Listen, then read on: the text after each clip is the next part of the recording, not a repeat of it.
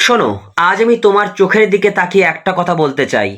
তুমি কি ভাবছো তোমার জীবনটাই সব থেকে বেশি কষ্টের? তুমি কি ভাবছো চারিদিকের এই অন্ধকার কোনো দিন কাটবে না? তুমি কি ভাবছো তোমার ভাগ্য তোমার সাথে বেইমানি করছে? থামো বন্ধু, থামো। আজ আমি তোমাকে শান্ত করতে আসিনি। আজ আমি তোমার ভেতরের সেই নিভে যাওয়া আগুনটাকে নেভাতে নয়, বরং দাউ দাউ করে জ্বালিয়ে দিতে এসেছি। তাই আজকের টপিক হচ্ছে দুঃখ যত বেশি, সুখ তত সামনে। হ্যাঁ বন্ধু, তুমি ঠিকই শুনছো। দুঃখ যত বেশি, সুখ তত সামনে। তোমার জীবনের এই অসহ্য যন্ত্রণা, এই যে একাকিত্ব, এই যে মানুষের দেওয়া আঘাত, এগুলো আসলে কোনো অভিশাপ নয়। এগুলো কোনো অভিশাপ নয়, এগুলো তোমার জীবনের শ্রেষ্ঠ উপহার হতে চলেছে। যদি আজ তুমি আমার এই কথাগুলো শেষ পর্যন্ত শোনো, তবে আমি কথা দিচ্ছি ভিডিওর শেষে তুমি আর সেই পুরনো মানুষটা থাকবে না যে একটু আঘাতেই ভেঙে পড়ে। আজ থেকে তুমি শিখবে কিভাবে দুঃখকে সিঁড়ি বানিয়ে সুখের শিখরে পৌঁছাতে হয়। তৈরি হও বন্ধু, কারণ আজ তোমার জীবনের এক নতুন অধ্যায় শুরু হতে যাচ্ছে। তুমি কি জানো, তুমি জানো কেন ঈশ্বর বা প্রকৃতি তোমাকে এত কষ্ট দিচ্ছে? এত কষ্ট কেন দিচ্ছে এই প্রকৃতি? কারণ তোমাকে অনেক বড় কিছুর জন্য তৈরি করা হচ্ছে। একটা হিরে যখন খনি থেকে বের করা হয়, তখন তার কোনো জৌলুস থাকে না। তাকে বারবার কাটা হয়, ঘষা হয়, প্রচণ্ড তাপ দেওয়া হয়, তবেই সেই হিরে হয়ে ওঠে। তোমার এই দুঃখগুলো হলো সেই ঘর্ষণ যা তোমাকে উজ্জ্বল করছে। সাইকোলজি বলে মানুষের মস্তিষ্ক সব থেকে বেশি শেখে কষ্টের সময়। যখন আমরা সুখে থাকি আমরা অলস হয়ে যাই, কিন্তু দুঃখ আমাদের বাধ্য করে ভাবাতে, পরিবর্তন আনতে। আর একেই বলা হয় পোস্ট টিউম্যারেটিক গ্রোথ, অর্থাৎ কোনো আঘাতের পরেই মানুষের ব্যক্তিত্বের সব থেকে বড় বিকাশ ঘটে। তোমার এই কান্নাগুলো আসলে তোমার ভেতরের আবর্জনা পরিষ্কার করছে। একটা বাস্তব উদাহরণ শোনো। ভোরবেলা যখন সব থেকে বেশি অন্ধকার থাকে, জানবে সূর্য ঠিক তার পরেই উঠতে চলেছে। প্রকৃতির নিয়ম দেখো, ঝড়ের আগে চারিদিক নিস্তব্ধ হয়ে যায়। তোমার জীবনে এখন যে ঝড় বইছে, সেটা আসলে তোমার পুরনো জঞ্জালগুলো উড়িয়ে নিয়ে যাওয়ার জন্য এসেছে, যাতে তুমি নতুন করে নতুন শক্তিতে মাথা তুলে দাঁড়াতে পারো। আমরা কেন দুঃখ পাই জানো? কারণ আমরা কোনো কিছুর ওপর অতিরিক্ত নির্ভরশীল হয়ে পড়ি। যে মানুষ হতে পারে, সম্পর্ক হতে পারে, বা কোনো স্বপ্ন হতে পারে, যেটার প্রতি আমরা বেশি নির্ভরশীল হয়ে পড়ি, সেখান থেকে আমরা বেশি কষ্ট পাই। আর যখন সেই আশাটাকে ভেঙে যায়, আমরা মনে করি সব শেষ হয়ে গেছে। তাই আশা বা প্রত্যাশা থেকে সব থেকে বেশি কষ্ট আমরা পেয়ে থাকি। তাই মহাপণ্ডিত চাণক্য বলেছিলেন, আসক্তিই হলো সব দুঃখের মূল কারণ। তুমি যখন কারো ওপরে নিজের খুশির রিমোট কন্ট্রোল দিয়ে দাও, সে তখন তোমাকে নিয়ে খেলবে, এটাই স্বাভাবিক। তুমি ভাবছো সে বেইমানি করছে বলে তুমি দুঃখী। না বন্ধু, তুমি দুঃখী কারণ তুমি তাকে নিজের চেয়েও বেশি গুরুত্ব দিয়ে ফেলেছিলে। একটা বাস্তব উদাহরণ শোনো। রাস্তায় চলতে চলতে যখন আমরা হোঁচট খাই, তখন আমাদের খুব লাগে, কিন্তু সেই হোঁচটটাই আমাদের মনে করিয়ে দেয় যে পরের বার চোখ খুলে হাঁটতে হবে। তোমার জীবনের এই আঘাতগুলো হলো সেই হোঁচট। এগুলো তোমাকে শেখাতে এসেছে যে অন্ধভাবে কাউকে বিশ্বাস করো না, নিজের আত্মসম্মানকে সবার উপরে রাখো। পৃথিবীর ইতিহাসে এমন কোনো বড় মানুষ নেই যার জীবনে দুঃখ ভরা ছিল না। গৌতম বুদ্ধ বলেছিলেন, দুঃখ আছে, কিন্তু দুঃখের নিবৃত্তিও আছে। অর্থাৎ অন্ধকার আছে বলেই আলোর অস্তিত্ব আছে। যদি তুমি তুমি যদি অন্ধকার না দেখতে, তবে তুমি কোনোদিন আলোর কদর করতে পারতে না। তাই না বন্ধু? তাই চাণক্য বলেছিলেন, বিপদে পড়লে বিচলিত হয়েও না, কারণ বিপদই তোমাকে সত্যিকারের বন্ধু আর শত্রুর মধ্যে পার্থক্য বুঝিয়ে দেবে। আজ তোমার এই খারাপ সময় দেখো, দেখো তো কয়েকজন তোমার পাশে আছে। যারা নেই তারা কোনোদিন তোমার ছিল না। এই দুঃখ তোমাকে মিথ্যা মানুষগুলো থেকে মুক্তি দিয়েছে। এটা কি সুখের খবর নয়? অবশ্যই তোমার জন্য সুখের খবর। এখন তোমার মনে হতে পারে আমি আর পারছি না, কিন্তু আমি তোমাকে বলছি তুমি পারবে, এবং তুমিই পারবে। তোমার ভেতরে যে শক্তি লুকিয়ে আছে, সেটা তুমি নিজেও জানো না।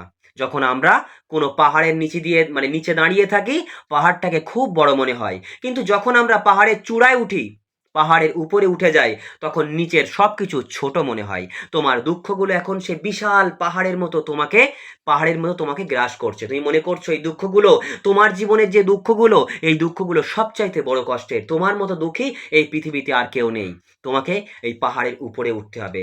তোমার রক্তে সেই জেদ আনতে হবে যে যত বেশি দুঃখ পাবো, তত বড় আমি হব। একটা ধনুক থেকে তীর যখন ছোঁড়া হয় তখন তীরটা পেছনের দিকে খুব জোরে টানতে হয়, তাই না? খুব জোরে টানতে হয়। যত বেশি টান পড়বে তীরটাতে, তীর তত বেশি দূরে গিয়ে আঘাত করবে। তোমার জীবন এখন সেই পেছনে টানে, মানে পেছনের টানে আছে। তুমি যত বেশি পেছনে যাচ্ছ, জানবে তুমি তত বেশি বেগে সামনের দিকে এগিয়ে চলছো। শুধু লক্ষ্য ঠিক রাখো, হাল ছেড়ে দিও না বন্ধু, হাল ছেড়ো না। তুমি কি জানো কেন তোমার কাছের মানুষগুলো তোমাকে ছেড়ে গেল? কেন?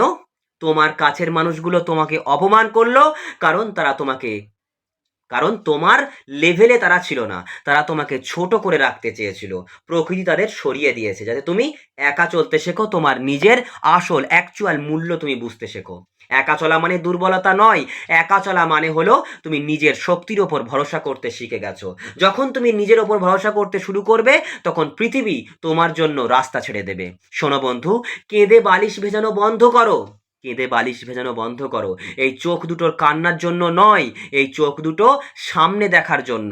যে ছেড়ে চলে গেছে সে গেছে, যে ক্ষতি হয়েছে তা হয়েছে। ওগুলো নিয়ে পড়ে থাকলে তুমি কোনো দিন সামনের সেই বিশাল সুখটা দেখতে পাবে না, যা তোমার জন্য অপেক্ষা করছে। তাই ওই দরজাটা বন্ধ করো। দেখো, হাজারটা দরজা তোমার জন্য খুলে গেছে। কি বললাম বুঝতে পেরেছো? তাই এখন আমি দেখাবো তোমাকে সেই পথ। শোনো বন্ধু, ভেঙে পড়া খুব সহজ, খুব সহজ ভেঙে পড়া।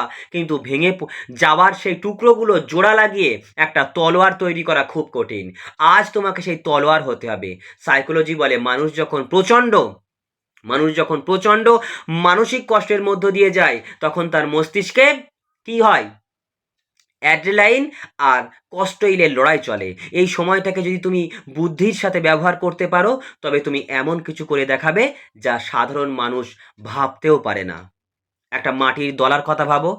তাকে যখন কুমোর চাকায় বসায়, তখন তাকে প্রচণ্ড জোরে আঘাত করা হয়, কাটা হয়, তারপর আগুনের চুল্লিতে পুড়িয়ে লাল করা হয়। তবেই তো সেটা একটা সুন্দর কলস বা মূর্তিতে রূপ নেয়। তুমি এখন সেই আগুনের চুল্লিতে আছো বন্ধু। পুড়তে শেখো, কারণ এই পোড়াটুকুই তোমাকে খাঁটি সোনা বানাবে। তুমি কি জানো তোমার দুঃখ কেন তোমাকে বারবার আক্রমণ করে? তোমার জীবনে কেন এত দুঃখ? কারণ তুমি ভয় পাও। তুমি যখন কান্নাকাটি করো, তখন তোমার মস্তিষ্ক সংকেত দেয় যে তুমি হেরে গেছো। এবার রিভার্স সাইকোলজি ব্যবহার করো। যখনই খুব কষ্ট হবে, আয়নার সামনে দাঁড়িয়ে একটা শয়তানি হাসি হাসো। হ্যাঁ বন্ধু, শয়তানি হাসি হাসো। নিজেকে বলো, ব্যাস এটুকুই, আর দাও। আমি তো আর সহ্য করতে পারি, আমি তো আরও সহ্য করতে পারি। যখন তুমি দুঃখকে ভয় পাওয়া বন্ধ করবে, দুঃখ তখন তোমার উপর প্রভাব হারাবে। চাণক্য বলেছিলেন, ভয়কে ততক্ষণই ভয় করো যতক্ষণ সে দূরে আছে। যখন সে কাছে চলে আসবে, তখন তাকে আক্রমণ করে ধ্বংস করে দাও। তোমার কষ্টগুলোকে ভয় পেও না বন্ধু, ওগুলোকে চ্যালেঞ্জ করো। ওগুলোকে বলো, তোমরা আমাকে যতটা নিচে নামাবে, যতটা কষ্ট দেবে, আমি ততটা স্প্রিংয়ের মতো লাফিয়ে উপরে উঠবো। কি বললাম বুঝতে পেরেছো? তাই পৃথিবীর সেরা মনীষীরা শিখিয়ে গেছেন যে বড় প্রাপ্তির আগে বড় পরীক্ষা দিতে হয়, বড় কিছু পাওয়ার আগে বড় পরীক্ষা দিতে হয়। স্বামী বিবেকানন্দ বলেছিলেন, জেগে ওঠো এবং লক্ষ্যে না পৌঁছানো পর্যন্ত থেমো না। তিনি জানতেন যে পথটা কাঁটাযুক্ত হবে, কিন্তু সেই কাঁটাই তোমাকে হাঁটতে শেখাবে। চাণক্য মনে করতেন, সময় সব থেকে বড় শিক্ষক। তোমার আজকের এই খারাপ সময়টা চিরকাল থাকবে না, কিন্তু এই সময়ে তুমি যদি ধৈর্য হারাবে, তবে তুমি হেরে যাবে। মনে রাখবে, রাজা সেই হয় যে প্রতিকূল পরিস্থিতিতেও নিজের মাথা ঠান্ডা রাখতে পারে। সমুদ্রে যখন বড় ঢেউ আসে, যারা ভয় পায় তারা ডুবে যায়, কিন্তু যারা সার্ফিং জানে তারা সে ঢেউয়ের উপরে চড়েই আনন্দ করে। তোমার দুঃখের ঢেউগুলোকে সার্ফিং করতে শেখো, ওগুলোকে তোমার সাফল্যের বাহন বানাও। তো এখন থেকে তোমাকে এই ৫টি কাজ করতে হবে, যা তোমাকে অন্ধকারের বুক চিরে আলোর দিকে নিয়ে যাবে। প্রথমত, অতীতের ময়নাতদন্ত একদম বন্ধ করো। যা হয়ে গেছে তা পাল্টানো যাবে না। বারবার পেছনের কথা ভেবে নিজের বর্তমান নষ্ট করো না। মৃত মানুষকে যেমন ফিরে পাওয়া যায় না, তেমনি ফেলে আসা সময়কেও নয়। ওটাকে কবর দাও, ওটাকে হত্যা করে দাও, ওটাকে শেষ করে দাও। দ্বিতীয় কি করতে হবে? ক্ষমা করতে শেখো, কিন্তু ভুলে যেও না যে তোমাকে ঠকিয়েছে বা যে তোমাকে ছেড়ে গেছে, তাকে মনে মনে ক্ষমা করে দাও। ঘৃণা করে নিজের রক্ত নষ্ট করো না, কিন্তু তার দেওয়া শিক্ষাটা ডায়েরিতে লিখে রাখো। আর ওই শিক্ষাটাই তোমার আগামী দিনের বর্ম হবে, আগামী দিনের ঢাল হবে, আগামী দিনের অস্ত্র হবে। তৃতীয়ত, শারীরিক ও মানসিক পরিশ্রম করো। বসে বসে চিন্তা করা মানে হলো শয়তানের সাথে আড্ডা দেওয়া। আমাদের প্রচলিত একটা কথা আছে, খালি মন শয়তানের ঘর। তাই বসে বসে চিন্তা করো না, নিজের কাজে ডুবে যাও, জিমে যাও, দৌড়াও, ঘাম ঝরাও। শরীর যখন ক্লান্ত হবে, মন তখন শান্ত হবে। আর ডায়েরি লেখো, নিজের কষ্টের কথাগুলো কাগজে উগরে দাও, দেখবে বুকটা হালকা লাগছে। 4 নম্বর স্টেপে তোমাকে করতে হবে, ছোট ছোট জয় করতে হবে। একদিনে সব ঠিক হবে না, একদিনে সব ঠিক হয়ে যায় না। আজকের দিনটা হাসি খুশি কাটানোর টার্গেট নাও। একটা বইয়ের 5টা পাতা পড়ো বা একটা নতুন কাজ শেখো। এই ছোট ছোট জয়গুলোই তোমার আত্মবিশ্বাস ফিরিয়ে আনবে। পঞ্চমত কি করবে? Power of silence. মানুষের কাছে নিজের দুঃখের কথা বলে ছোট হয়েও না। কেউ তোমার জন্য কাঁদবে না, বরং পেছনে হাসবে। তাই নিজের দুঃখগুলো নিজের ভেতরে জ্বালানি হিসেবে ব্যবহার করো। তোমার সাফল্য যখন আওয়াজ করবে, তখন দুনিয়া এমনিতেই জানবে তুমি কিসের মধ্যে দিয়ে গেছো।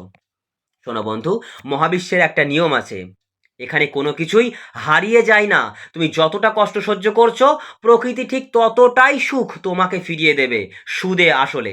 আবারও বলছি, তুমি যতটা কষ্ট সহ্য করছো, প্রকৃতি ঠিক ততটাই সুখ তোমাকে ফিরিয়ে দেবে, সুদে আসলে। মানুষ যখন তার সব থেকে বড় বিপদে পড়ে, তখনই সে তার সব থেকে বড় প্রতিভা দেখতে পায়। আজ তোমার কেউ নেই বলেই বলেই তো তুমি নিজেকে চেনার সুযোগ পেয়েছো, বলো। আজ তোমার সব দরজা বন্ধ বলেই তুমি তো নতুন একটা দরজা খোলার চেষ্টা করছো। বলো বন্ধু, আমি কি ভুল বলছি? রক্তটাকে গরম করো, রক্তটাকে গরম করো। তুমি কি ভেড়া যে একটু আঘাতেই কাতরাবে? তুমি সিংহ, তোমার গর্জন এমন হবে যে পুরো আকাশ কাঁপবে।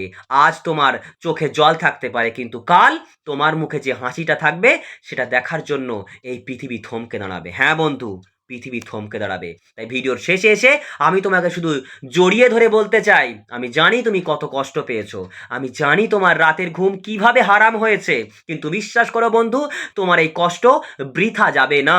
খুব তাড়াতাড়ি তোমার জীবনে এমন এক ভোর আসবে, যেখানে শুধু আনন্দ আর শান্তি থাকবে। সেদিন তুমি পেছনের দিকে তাকিয়ে হাসবে আর বলবে, ভালোই হয়েছিল যে আমি সেই দুঃখটা পেয়েছিলাম, না হলে আজ আমি এই মানুষটা হতাম না। বন্ধু, যদি আজকের এই কথাগুলো তোমার ধমনীতে নতুন রক্ত সঞ্চার করে থাকে, তবে কমেন্টে লিখে যাও, আমি হার মানতে শিখিনি। কি লিখবে? আমি হার মানতে শিখিনি। তোমার এই জেদই তোমাকে জেতাবে। ভিডিওটা সেই মানুষকে পাঠাও যে আজ বাঁচার আশা হারিয়ে ফেলেছে। মনে রেখো, সূর্য ডুবলে চাঁদ ওঠে, আর চাঁদ ডুবলে সূর্য। তোমার সূর্য ওঠার সময় হয়ে গেছে। ভালো থেকো বন্ধু, নিজের সম্মান পাও, নিজের সম্মান ফিরে পাও। জয় তোমার হবেই। তাই পরিশেষে শুধু তোমাকে আমি একটা কথাই বলবো বন্ধু, তোমার এই ক্ষতগুলোই একদিন তোমার শক্তির উৎস হবে। তুমি আজ যে অন্ধকারে দাঁড়িয়ে আছো, যে একাকিত্ব তোমাকে কুরে কুরে খাচ্ছে, মনে রেখো বন্ধু, মাটির নিচে একটা বীজ যখন একা থাকে, তখনই কিন্তু তার ভেতরে অঙ্কুরোদ্গম হয়। ওপর থেকে মনে হয় সে মরে গেছে, কিন্তু ভেতরে ভেতরে সে এক বিশাল মহীরুহ হবার প্রস্তুতি নেয়। তোমার জীবনটাও এখন সেই প্রস্তুতির পর্যায়ে আছে। একটা বাস্তব সত্য মনে রেখো বন্ধু, পৃথিবী তাকেই পাথর ছুঁড়ে মারে যার ডালে ফল আছে। তোমাকে আঘাত করা হচ্ছে মানে তোমার ভেতরে এমন কিছু দামি কিছু আছে যা অন্যদের নেই। যারা তোমাকে ছেড়ে গেছে, তারা আসলে তোমার উজ্জ্বল ভবিষ্যতের ভার সহ্য করার ক্ষমতা রাখে না। প্রকৃতি তাদের সরিয়ে দিয়ে তোমার রাস্তা পরিষ্কার করে দিয়েছে। আজ রাতে যখন চোখ বন্ধ করবে, তখন নিজেকে অপরাধী ভেবো না। আয়নার সামনে দাঁড়িয়ে নিজের চোখের দিকে তাকিয়ে বলো, ধন্যবাদ ইউনিভার্স, ধন্যবাদ নিজেকে, এত ঝড়ের পরেও আমি আজও টিকে আছি। তোমার এই বেঁচে থাকাটাই তোমার সব থেকে বড় বিজয়। হ্যাঁ বন্ধু, মনে রেখো, সূর্য যখন অস্ত যায়, সে কিন্তু হারিয়ে যায় না, সে তৈরি হয় পরদিন সকালে আরও প্রখর তেজ নিয়ে ফিরে আসার জন্য। তোমার জীবনের এই অস্ত যাওয়া মানেই হলো এক দুর্দান্ত উদয়ের অপেক্ষা, দুর্দান্ত উদয়ের অপেক্ষা, নতুন সূর্যের জন্মের অপেক্ষা। তুমি সাধারণ নও, তুমি অপরাজেয়। তোমার এই চোখের জল একদিন মুক্ত হয়ে ঝরবে, সেদিন এই পৃথিবী তোমার সাফল্যের গল্প লিখবে। তাই নিজের ওপর বিশ্বাস হারিও না বন্ধু, কারণ এই মহাবিশ্বে তোমার মতো দ্বিতীয় আর কেউ নেই। কি বললাম? আবারও বলছি, এই মহাবিশ্বে তোমার মতো দ্বিতীয় আর কেউ নেই। তুমি আছো বলেই এই পৃথিবীটা সুন্দর। জেদ ধরো, ঘুরে দাঁড়াও, জয় তোমার হবেই বন্ধু, জয় তোমার হবেই।